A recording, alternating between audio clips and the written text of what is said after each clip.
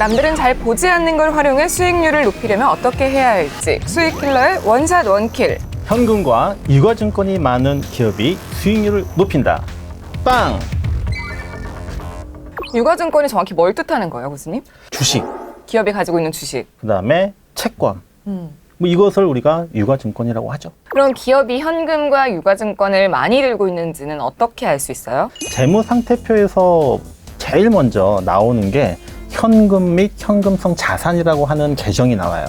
근데 그것을 보면은 이 회사가 지금 현재 얼마만큼의 현금과 현금성 자산을 가지고 있는지를 알 수가 있고요. 이 계정이 제일 앞에 나옵니다. 왜 제일 앞에 나올까요? 가장 중요해서? 그렇죠. 제일 맨 위에서 확인을 할 수 있는 계정이다라고 보시면 될 겁니다.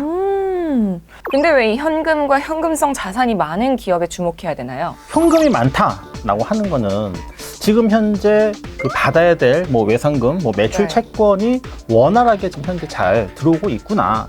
그리고 원재료를 살 때도 내가 지금 현재 풍부하게 살 수 있는 이러한 여력이 있구나라고 하는 부분들. 갑작스럽게 어떤 위기가 닥쳤을 때도 현금이 많이 있으면은 그 위기를 갖다가 극복할 수가 있기 때문에 현금 및 현금성 자산이 중요하다라고 하는 겁니다. 그럼 이 현금 및 현금성 자산을 보고 네. 이 기업이 좋다라고 볼 수 있는 기준이 있을까요? 돈이라고 하는 것은 많으면 많으면 많을수록 많을수록 좋기 때문에 기준이라고 하는 것은 많으면 많을수록 좋은 겁니다. 그럼 뭘 봐야 돼요? 주당 순현금이라고 하는 부분들이 있어요. 한 주에 이 현금이 얼마만큼 붙어 있는가를 갖다가 나타낼 수 있는 게 주당 순현금이거든요. 전체 그 기업의 순현금에서 총 발행 주식수를 나누면은 주당 순현금이 나오게 되겠죠. 그렇죠. 주식에 붙어 있는 현금 보너스다라고 생각을 하시면 될 것 같아요. 그래서 만약에 예를 들어서 5만 원 주가를 갖고 있는 어떤 그 기업의 주식이 있는데 만약에 주당 순현금이 2만 원이다. 그러면은 실제적으로는 3만 원에 사는 효과가 있는 거예요. 그 효과가 있으면 왜 좋아요?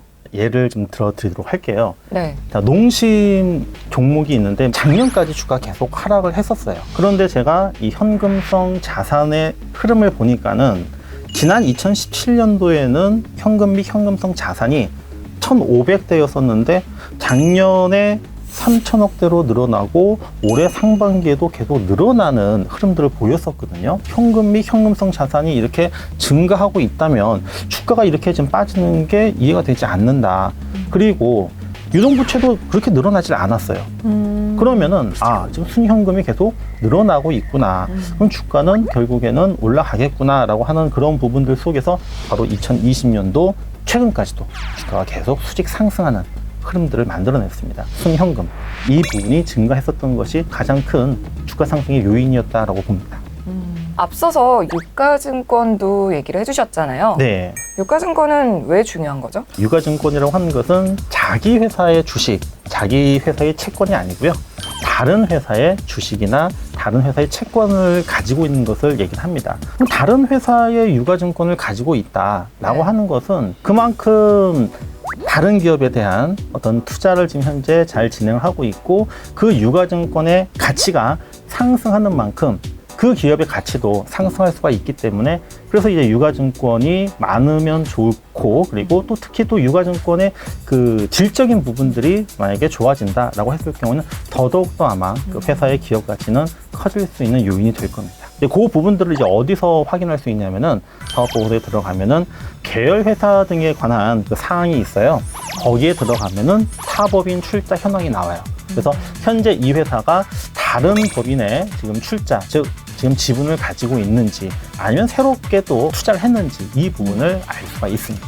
그럼 유가증권이 어느 정도 돼야 투자를 해도 괜찮은 걸까요? 특별한 기준은 없어요. 특별한 기준은 없지만은 뭐 괜찮은 기업에 대한 그 주식이라든지 또는 채권을 가지고 있다라고 했을 경우에 그때는 저는 이제 이 시가총액하고 비교를 합니다. 현금 및 현금성 자산 또는 뭐 유가증권의 가치 이것이 시가총액보다 만약에 높다라고 하면은 그 기업은 앞으로도 주가가 성장할 수 있는 성장 동력을 가지고 있다라고 보시면 될 것 같아요. 지주회사 이런 게 있으면 뭐 계열사 지분을 가지고 있거나 예. 이런 기업들이 있잖아요. 그럼 그런 기업들은 이런 게 좀 탄탄하다고 봐도 괜찮을까요? 지주회사가 이런 계열 회사들을 많이 가지고 있기 때문에 계열 회사의 기업의 어떤 가치가 높아지게 되면은 당연히 이제 같이 올라가게 되고 주가도 역시 마찬가지로 상승하게 되겠죠. 그럼 지주회사 주식을 사야 돼요? 아니면 계열사 주식을 사야 돼요? 만약에 계열사 주식이 상장되지 않은 비상장 기업이다. 아, 그러면 뭐 지주회사 사야 돼요? 예, 사기가 어렵잖아요. 네, 그럴 경우에는 지주회사 사시면 됩니다.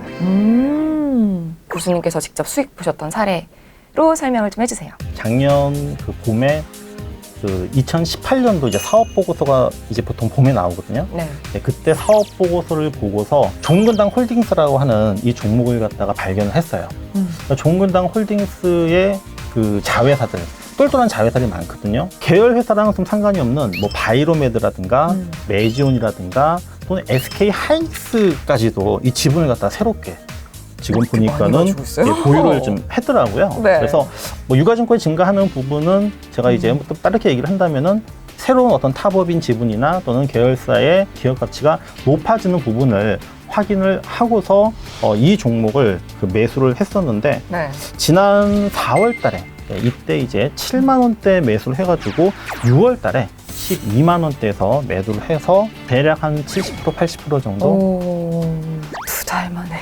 2달. 또 다른 꿀팁들이 있겠죠, 교수님? 굉장히 많이 있습니다. 궁금하시죠? 궁금하시면은 저를 찾아오십시오.